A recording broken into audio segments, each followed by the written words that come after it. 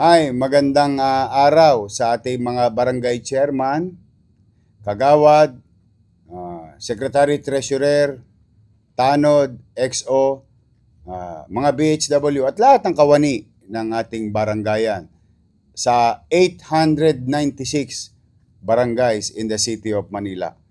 Na hinihikayat ko po kayo, pati ang mga SK chairman at SK kagawad na lumabas at lumahok at tumulong po tayo sa ating citywide clean up and declogging operations.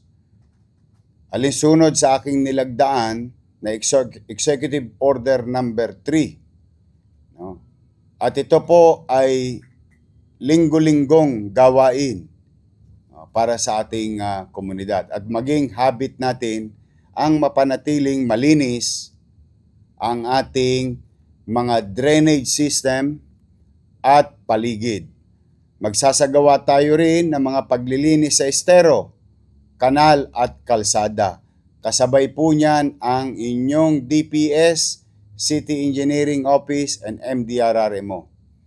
Pagkatapos ng mga aktibidad ng alas 11 ng umaga, mangyaring i-post nyo po ang inyong mga litrato o videos ng aktibidades na ginawa natin ayon sa alinsunod o pagsunod sa Executive Order number 3 na aking pinirmahan. At ito ang hashtag natin. Linis ko Maynila, hashtag, and hashtag Make Manila Great Again. Muli, ako'y buong kababaang loob na nakikisuyo sa inyo. Magtulong-tulong tayo.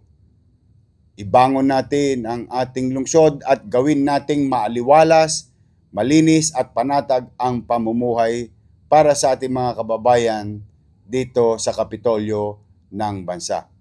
I cannot do it alone. I need you. I need everyone's cooperation because together we can make Manila great again. Maraming salamat po sa inyo.